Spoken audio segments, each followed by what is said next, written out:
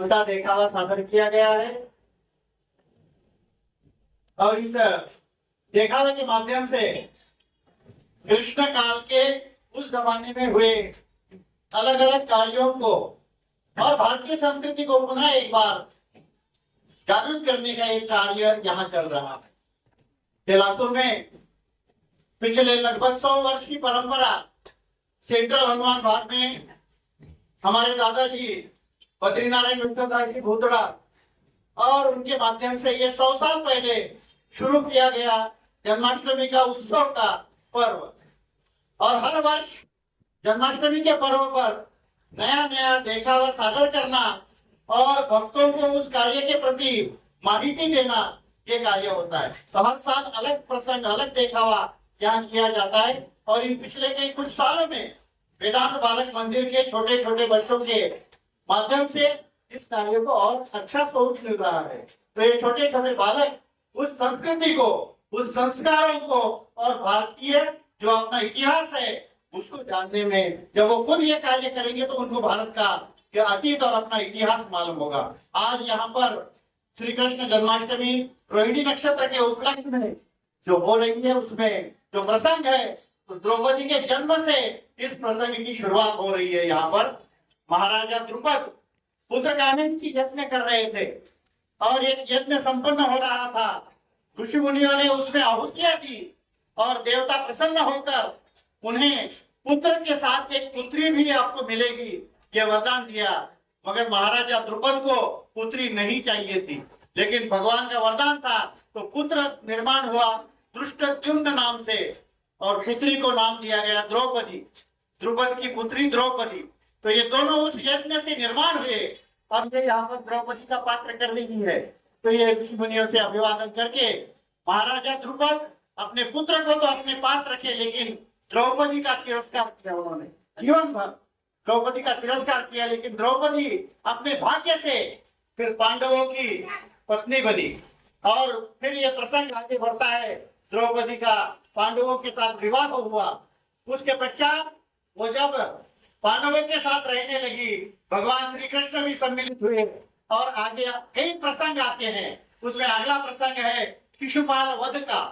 तो जब शिशुपाल और वक्रदंत भगवान श्री कृष्ण के दोनों चचेरे भाई थे और शिशुपाल के जन्म के समय आकाशवाणी हुई थी कि जो इसको देखेगा और देखने के बाद इसके 2 भुजाएं और 2 और अन्य अवयव निकल जाएंगे, उसके हाथ से इसकी मृत्यु लिखी हुई है। ये उसको वहां पर आकाशवाणी हुई थी और भगवान श्री कृष्ण जब देखने गए तो शिशुपाल की दोनों भुजाएं छिड़ गई और वहां पर उसकी माता ने आक्रोश किया, तेरे हाथ से, कृष्ण के हाथ से कैसे वध होगा शिशुपाल का। तो वहीं पर उन्होंने वरदान मांग लिया कि 100 गुनाह माफ कर देना मेरे बेटे के, मेरे एक बेटे के 100 गुनाह माफ करेगा, ये वरदान मुझे दे दे। भगवान ने तथास्तु कहा वहां पर।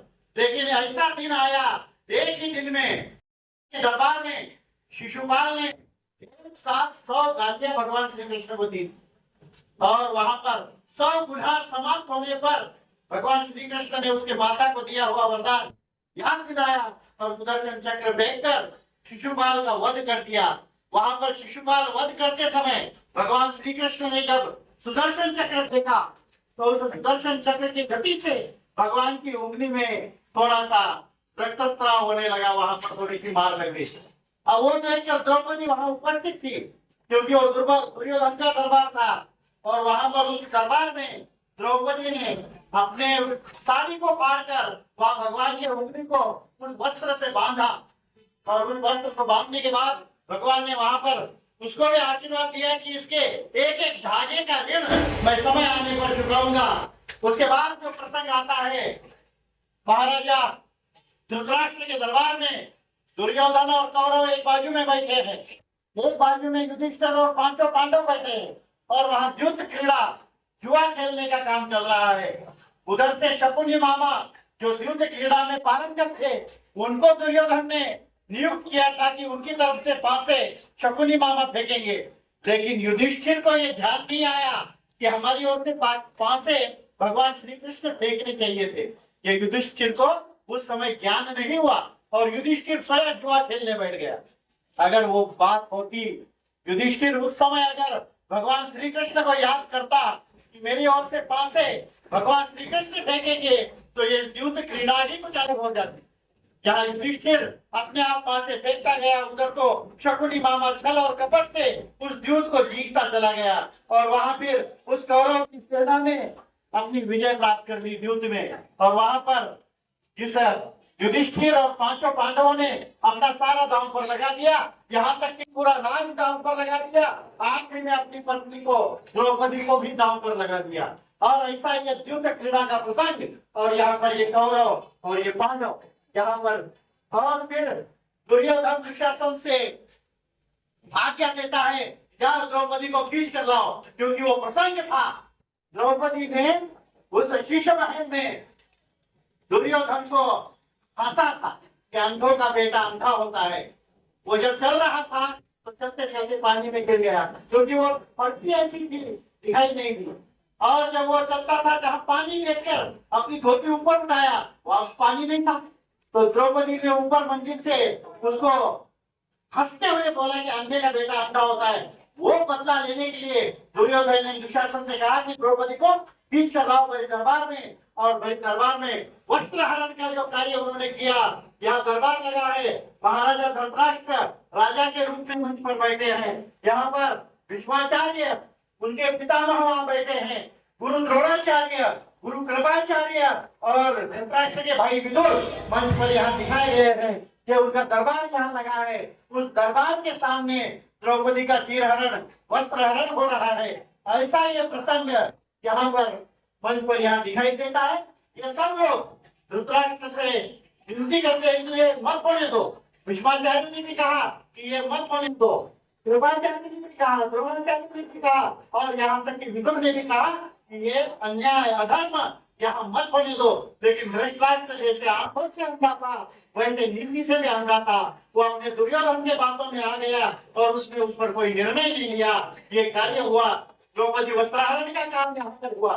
द्रौपदी वस्त्रहरण के समय फिर द्रौपदी को याद आया, उन्होंने भगवान कृष्ण का पुकार लगाई, भगवान कृष्ण को उन्होंने पुकारा, तो भगवान श्री कृष्ण ने वहां आकर द्रौपदी की लज्जा बचाई। उन्होंने उस धागे का, उस वस्त्र का ऋण यहाँ पर चुकाया। हजारों साड़ियां वहां से वो बेचते गए, उसका साड़ी को खींचते खींचते थक गया और जमीन पर गिर गया। तो ये हुआ द्रौपदी वस्त्रहरण का काम। उसके बाद द्रौपदी वस्त्रहरण के कार्य के बाद फिर तो युद्ध छिड़ना था।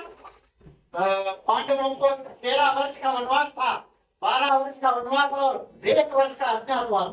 13 वर्ष का वनवास पांडवों को मिला था, वो निकले थे वनवास पर, और 12 वर्ष पूर्ण होने के बाद 1 वर्ष वो विराट राजा के छत्र छाया में अपने नाम बदल कर रहने लगे।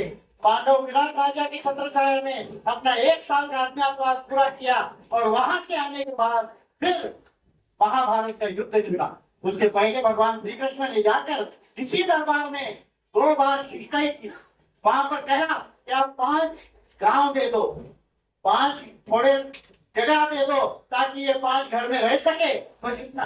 दुर्योधन महामस्ती में और अहंकारी था, और दुर्योधन ने सुई की नोक पर बैठने उतरी जमीन भी देने का कबूल नहीं किया। तब ये महाभारत का युद्ध छिड़ा। युद्ध छिड़ने के बाद भगवान श्री कृष्ण ने अर्जुन को गीता के माध्यम से उपदेश किया। अर्जुन हताश हो गया था कि सामने मेरे दादा है, मेरे परदादा है, मेरे मामा है, मेरे काका है, मेरे ताऊ है, मैं कैसे युद्ध लड़ूंगा। अर्जुन विषाद योग भगवत गीता के पहले अध्याय में आता है, और वहां पर अर्जुन को भगवान श्री कृष्ण ने गीता के माध्यम से कर्म योग, ज्ञान योग और भक्ति योग इसका मार्ग बताया, और सारे जीवन का सार बताया कि तुझे अधर्म के खिलाफ लड़ना है, तुझे अन्याय के खिलाफ लड़ना है, तुझे इस बात के खिलाफ लड़ना है, और तुझको धर्म जीवित करना है। इसीलिए तू युद्ध कर। धर्मण्येवाधिकार से महाफलेषु कदाचनम, इस उक्ति के अनुसार जब भगवत गीता के 18 अध्याय भगवान श्री कृष्ण ने बताए, आखिरी अध्याय में 18वें अध्याय में जिसको मोक्ष संन्यास योग कहा जाता है, वहाँ अर्जुन ने कहा नष्टो मोह स्मृति लब्ध्वा तत् प्रसादान में अच्युतः स्थितोऽस्मि गत संदेह करिष्ये वचनम तव। आपके वचनों का मैं पालन करूंगा और उस अनुसार फिर अर्जुन ने युद्ध में भाग लिया और इस युद्ध में महाभारत का ये महाभयंकर युद्ध 18 दिनों तक चला। कुरुक्षेत्र के रण मैदान पर वहां कौरवों की हार हुई, पांडवों की जीत हुई और ये महाभारत का युद्ध वहां पर संपन्न हुआ। तो ऐसा ये प्रसंग यहाँ पर धर्म को पुनः प्रतिष्ठापित करने का था, वहां पर अन्याय को समाप्त करना था, अधर्म का नाश करना था। इसलिए भगवान श्री कृष्ण ने गीता के अध्याय में सब कुछ बताया है। 17वें अध्याय में सत्व रज और तम के गुण बताए हैं। सात्विकता क्या होती है, राजसिकता क्या होती है और तामसिकता क्या होती है, ये सब कुछ आपके अंदर है। और जिस गुणों को बढ़ावा दोगे वो बढ़ेगा। ऐसे भगवत गीता ही मानवीय जीवन का सत्य आचरण है। तो उसी गीता को यहाँ पर बताने का प्रयत्न हुआ है। आप सभी भक्तों का मैं हृदय पूर्वक हार्दिक हार्दिक आभार व्यक्त करता हूँ। जय भारत, जय भारत।